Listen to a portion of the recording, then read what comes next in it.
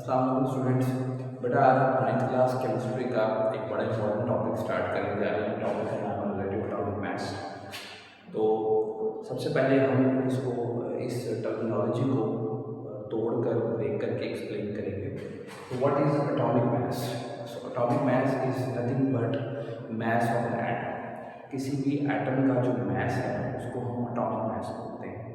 ठीक है, देखिए बेटा एटम्स जो हैं इंतहाई छोटी एंटिटीज़ होती हैं, वेरी स्मॉल एंटिटीज़ की इवन के एक पावरफुल इलेक्ट्रॉन माइक्रोस्कोप से भी एटम्स को सही तरीके से 100% विजुअलाइज नहीं किया जा सकता। तो इतनी छोटी एंटिटी को के मैस को मेजर करने के लिए हम कभी भी बहुत बड़ा यूनिट यानी कि किलोग्राम का इस्तेमाल नहीं कर सकते, क्योंकि मैस का यूनिट आपको पता है किलोग्राम होता है। So kilogram can not be used to measure the mass of an atom. ठीक है, जैसे अगर मैं आपको एग्जांपल दूँ, अगर मैं हाइड्रोजन एटम के मैस की बात करूँ इन किलोग्राम्स, तो हाइड्रोजन एटम का जो मैस होता है किलोग्राम्स में 1.67 into 10⁻⁻27 kg। अब ये जो वैल्यू आपके सामने है ये इंतहाई छोटी वैल्यू है, आप इसकी पावर से अंदाजा लगा सकते हैं। It is 10⁻⁻27।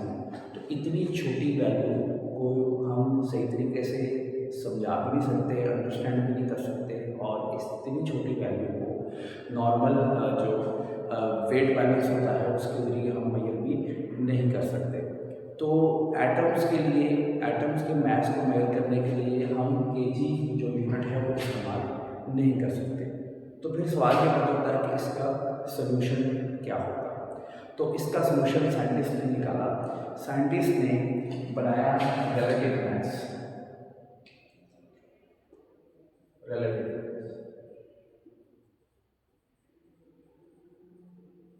अब ये रिलेटिव मास क्या होता है? रिलेटिव का बेसिकली मतलब होता है कंपैरिजन, मुआवजा करना, मुआवजा। हम एटम्स का हमेशा रिलेटिव मास निकालते हैं, यानी कि एक एटम के मास को किसी दूसरे एटम के मास के साथ कंपेयर करेंगे और जिस एटम का हम मास निकालना चाहते हैं हम इजीली निकाल सकते हैं। इसको समझाने के लिए मैं आपको एक जनरल एग्जांपल दूंगा। फॉर एग्जांपल आपके पास दो स्टूडेंट्स हैं, एक है स्टूडेंट ए जिसका मास आप फर्ज करिए 50 kg है, और एक स्टूडेंट है स्टूडेंट बी जिसका मास 25 kg है। अब अगर मैं इन दोनों का आपस में कंपैरिजन करूं तो मैं क्या लिखूंगा? मैं ये लिखूंगा स्टूडेंट जो ए है इसका मास स्टूडेंट बी से 2 गुना ज्यादा है।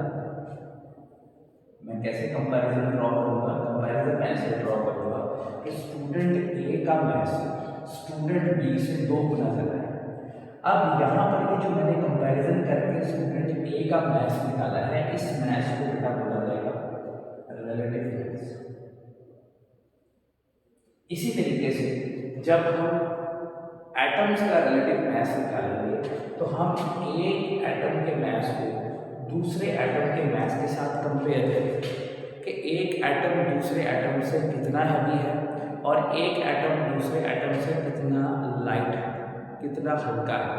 तो इस तरीके से हम एटम्स का रिलेटिव मास निकालते हैं। अब जैसे हम हर चीज़ को मेजर करने के लिए एक स्टैंडर्ड सेट किया हुआ है हमने, ठीक है, और हम अपनी डेली लाइफ में ज़्यादातर रिलेटिव मास से ही इंटरेक्ट करते हैं। जैसे फॉर एग्जांपल मैं आपको एग्जांपल्स देता हूँ डेली लाइफ में। जैसे पेट्रोल है, आप बाज़ार से पेट्रोल पंप पे जाकर पेट्रोल डलवाते हैं तो उसके लिए एक स्टैंडर्ड सेट किया हुआ है। वो स्टैंडर्ड क्या है? वो स्टैंडर्ड है लीटर्स। आप बाज़ार से चीनी खरीदने गए हैं, शुगर खरीदने गए हैं, तो उसका स्टैंडर्ड क्या सेट किया गया है? किलोग्राम। आपने किसी चीज़ की लेंथ मेजर करनी है तो उसका स्टैंडर्ड क्या बनाया गया है? मीटर। आपने टाइम मेजर करना है तो उसका स्टैंडर्ड क्या बनाया गया है? सेकंड। यानी कि हमने हर चीज़ को मेजर करने के लिए एक स्टैंडर्ड सेट किया हुआ है। इसी तरीके से जब हमने एटम्स का रिलेटिव मास निकालना है तो उसके लिए भी हमें एक स्टैंडर्ड चाहिए। तो वो स्टैंडर्ड कौन होगा? तो याद रखिएगा, वो जो स्टैंडर्ड साइंटिस्ट ने बनाया है एटम्स के मास को, रिलेटिव मास को मेजर करने के लिए, वो स्टैंडर्ड है कार्बन 12। तो कार्बन 12 को स्टैंडर्ड बनाया गया एटम्स के मास को मेजर करने के लिए, रिलेटिव मास को मेजर करने के लिए। अब इस वीडियो के नेक्स्ट पार्ट में हम ये डिस्कस करेंगे कि कार्बन 12 को ही क्यों स्टैंडर्ड बनाया गया। हमारे पास टोटल 118 एलिमेंट्स हैं। इन 118 एलिमेंट्स में साइंटिस्ट ने कार्बन 12 को ही क्यों चूज किया? क्या कार्बन 12 से पहले भी कोई एलिमेंट्स थे जो स्टैंडर्ड के तौर पर इस्तेमाल होते थे? और ये एग्जैक्टली कार्बन 12 का मतलब क्या है? ठीक है, तो इस वीडियो के नेक्स्ट पार्ट में हम डिस्कस करेंगे कि कार्बन 12 को क्यों चूज किया गया है और इससे पहले कौन से स्टैंडर्ड सेट किए गए थे और उनको क्यों खत्म किया गया। तो आप इसको नोट कर लें, हम आगे चलते हैं। अच्छा बच्चों, अब हम ये समझेंगे कि कार्बन 12 को स्टैंडर्ड क्यों बनाया गया, why carbon 12 was chosen as a standard. देखिए, जो कार्बन 12 से पहले स्टैंडर्ड बनाए गए वो जरा समझ लें। सबसे पहले हाइड्रोजन को स्टैंडर्ड बनाया गया था to measure relative atomic masses.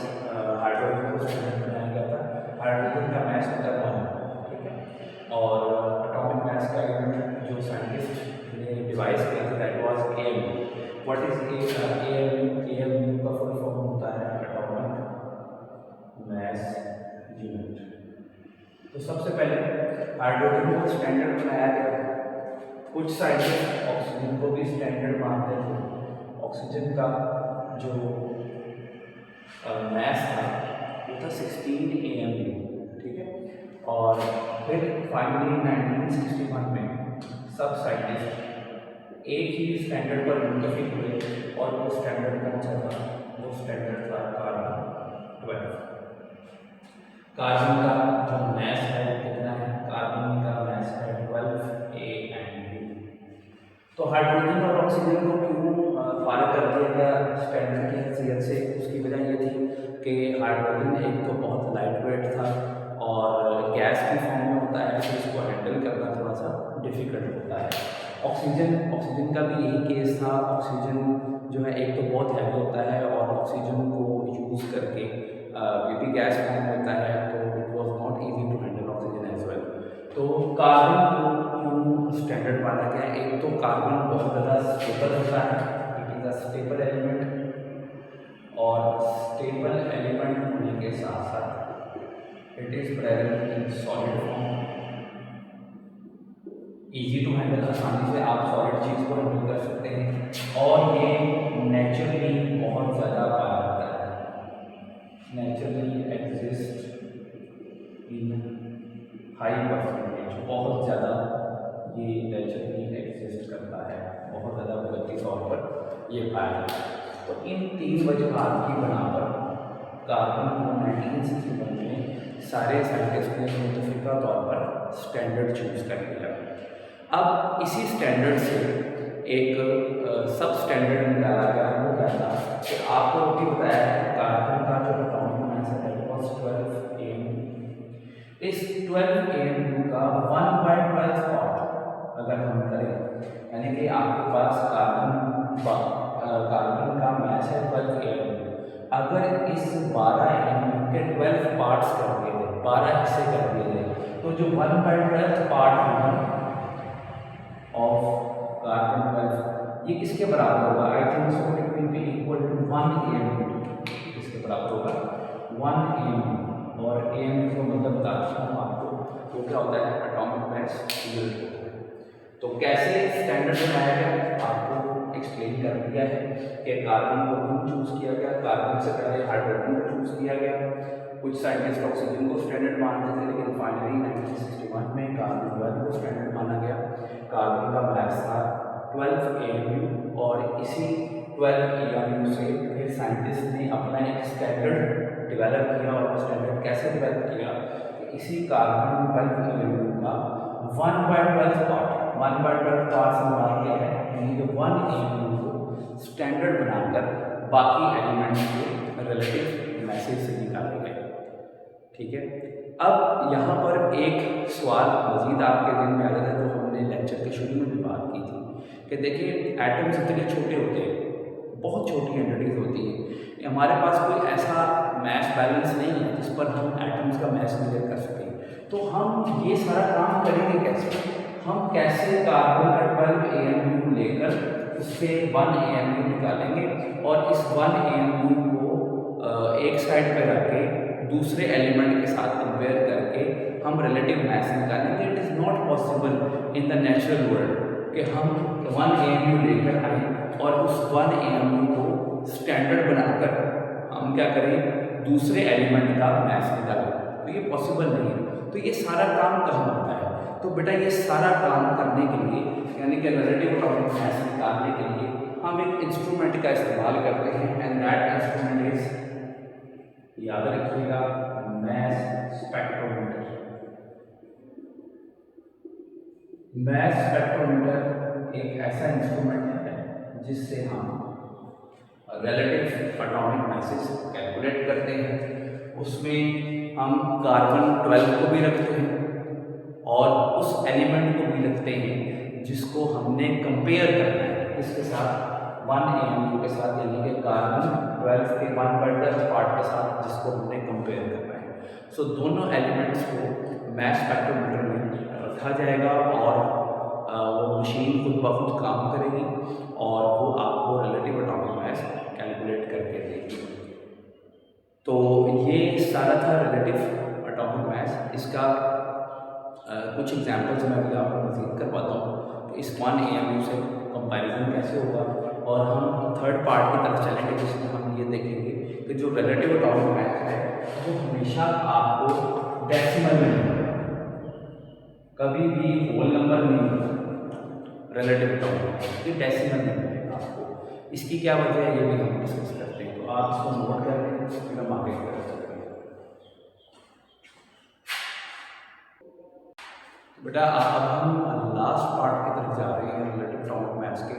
तो अभी हमने सारा पढ़ लिया कि रिलेटिव एटॉमिक मैस क्या है, कार्बन 12 को स्टैंडर्ड क्यों माना गया। अब हम थोड़ा सा आसान तरीके से उम्मीद समझने की कोशिश करते हैं।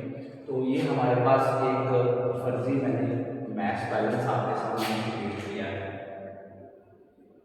हकीकत में नहीं वैसे ही समझाने के लिए आपको। ये मैस बैलेंस है जिसमें जैसे पलड़ा जैसे होता है तराजू, एक साइड पे हमने रखा है 1 AMU। 1 AMU क्या है, 1/10 पार्ट ऑफ कार्बन, जो कि हमारा बेटा स्टैंडर्ड है, जिसको हमने यूज़ करके बाकी एलिमेंट्स का मैस निकालना है, बाकी एटम्स का मैस निकालना है। हमने एक साइड पे अपना स्टैंडर्ड रखा और एक साइड पे हमने वो चीज़ रखी, वो एटम रखा जिसका हमने मैस क्लियर करना है। अब इन दोनों को कंपेयर करके, कंपैरिजन करके हम आसानी से इस वाले हाइड्रोजन का मैस मेजर कर सकते हैं, क्योंकि हमें अपने स्टैंडर्ड का तो मैस पता है। स्टैंडर्ड का मैस कितना है, 1 AMU। ठीक है, अब अगर तो ये हाइड्रोजन एटम इस 1 AMU से हैवी होगा तो ऑब्वियसली ये जो बैलेंस का एक साइड है हाइड्रोजन वाला, ये नीचे की तरफ चला जाएगा। ये मैं आपको रियल वर्ल्ड में लेकर जा रहा हूँ, हकीकत में ऐसा नहीं होता, समझाने के लिए। अगर हाइड्रोजन एटम इस 1 AMU से वजन में हैवी होगा, इसका वेट ज़्यादा होगा, मैस ज़्यादा होगा, तो ये हाइड्रोजन वाली साइड से नीचे की तरफ हो जाएगा। और अगर ये हाइड्रोजन लाइट वेट का हुआ as compare to this 1 AMU, तो ये 1 AMU नीचे की तरफ हो जाएगा और हाइड्रोजन ऊपर की तरफ हो जाएगा। ये बिल्कुल ऐसे ही है जैसे बाजार में आप चीनी लेने जाएं या सब्ज़ी लेने जाएं तो वो वेट करेगा। ठीक है, वेट करके आपको चीनी या सब्ज़ी देता है। आजकल तो डिजिटल बैलेंस आ गया, पुराने दौर में ऐसे तो आपको पता। तो क्या करता था वो, एक साइड पे उसने 1 kg का बाट रखा होता था और दूसरी साइड पे वो चीज़ फर्ज कर लें शुगर है या वेजिटेबल है, कुछ भी है, वो चीज़ जिसका वेट उसने आपको देना है, वो क्या करता था, वो शुगर को कंपेयर करता था इस 1 kg के साथ। वो उसका स्टैंडर्ड हुआ करता था, वो इस स्टैंडर्ड के साथ कंपेयर करके आपको शुगर प्रोवाइड करता था। बिल्कुल यही चीज़ यहाँ पर हम कर रहे हैं। हमने 1 AMU को स्टैंडर्ड सेट किया है और हम इस 1 AMU को कंपेयर करेंगे दूसरे एटम के साथ जिसका हमने मास निकालना है। ठीक है, अगर ये वाली चीज़, ये वाला एटम भारी हुआ तो ये वाला जो साइड है वेट वाली उसका नीचे हो जाएगा, और अगर ये चीज़ 1 AMU से हल्की हुई, ठीक है, तो फिर ये जो साइड है 1 AMU होगी, ये नीचे की तरफ चली जाएगी। तो इस तरीके से हम कंपैरिजन करके इजीली कैलकुलेट कर सकते हैं। तो जब मैं हाइड्रोजन एटम का कंपैरिजन करता हूँ इस 1 AMU के साथ, तो मुझे पता चला कि हाइड्रोजन का जो मास निकला वो कितना निकला, 1.008 AMU। यानी कि मेरा जो हाइड्रोजन का एटम है वो कार्बन के 1/12 पार्ट यानी कि 1 AMU से स्लाइटली हैवी है, थोड़ा सा ज़्यादा हैवी है। ठीक है, कितना डिफरेंस है, 0.008 का डिफरेंस है। तो मेरे ख्याल में अगर हमारे पास वेट बैलेंस हो और एक साइड पे 1 AMU रखा हो और एक साइड पे हाइड्रोजन रखा हो, तो मेरे ख्याल में जो दोनों साइड है वो ऑलमोस्ट अप्रोक्सीमेटली क्या रहेंगी, इक्वल रहेंगी। अब फर्स्ट कर लें, मैंने यहाँ पर हाइड्रोजन की जगह मैंने रखा नाइट्रोजन को। मैंने जब नाइट्रोजन को रखा तो मैंने ये देखा कि ये जो नाइट्रोजन वाली साइड है ये नीचे चली गई, बहुत नीचे चली गई। तो मैंने जब कैलकुलेट किया तो मुझे पता चला कि जो नाइट्रोजन का मास निकला that was 14 AMU, 14 point something होगा। तो इसका मतलब ये है कि नाइट्रोजन का एटम कार्बन के 1/12 पार्ट यानी कि जो हमारा स्टैंडर्ड है 1 AMU उससे 14 टाइम्स हैवियर है। ठीक है, तो इस तरीके से हम कंपैरिजन करके एक एटम का मास कंपेयर करेंगे 1 AMU के साथ और उस एटम का आसानी से वेट कैलकुलेट कर लेंगे। लेकिन ये काम फिर बता रहा हूँ आपको, ये काम हम इस तरीके से रियल वर्ल्ड में परफॉर्म नहीं कर सकते। ये काम मास स्पेक्ट्रोमीटर के अंदर होता है और मास स्पेक्ट्रोमीटर ऑटोमेटिकली आपको RM यानी कि रिलेटिव एटॉमिक मास निकाल कर देगा। अब रिलेटिव एटॉमिक मास डेसिमल्स में होता है, ये याद रखिएगा। यहाँ पर देखिए इसका हमारा 0.008 AMU है, आई थिंक सो ये 14.01 AMU होता है। तो जो रिलेटिव एटॉमिक मास है it is always in decimal points के अंदर होता है, ये कभी भी होल नंबर नहीं होता। ऐसा क्यों होता है, किस वजह से हमें एग्जैक्ट मैथ नहीं मिल रहा, होल नंबर में मैथ नहीं मिल रहा, हमें डेसिमल में फ्रैक्शन के अंदर मैथ क्यों मिल रहा है? तो इसका हम इंशाल्लाह नेक्स्ट जो लेक्चर होगा उसमें हम इस चीज़ को कवर करेंगे और आपको कैलकुलेशंस करने सिखाएंगे कि रिलेटिव एटॉमिक मास कैसे निकाला जाता है थ्रू कैलकुलेशन। ठीक है, तो आज के लिए इतना ही काफ़ी है, इसको नोट करें और अपनी बुक से रीडिंग करें, बहुत इंपॉर्टेंट चीज़ है ये। हाँ, लास्ट चीज़ मैं बताना भूल गया वो ये था कि 1 AMU अगर कोई बच्चा चाहे कि ये कन्वर्ट करना चाहे ग्राम्स में, तो इसकी ग्राम्स में वैल्यू होती है 1.67 × 10⁻⁻24 ग्राम। तो अगर किसी को फिर भी मसला हो रहा है कि मैंने AMU से ग्राम में जाना है, तो ये तरीका है कि आप AMU से ग्राम में कैसे जाएंगे कि 1 AMU = 1.67 × 10⁻24 ग्राम।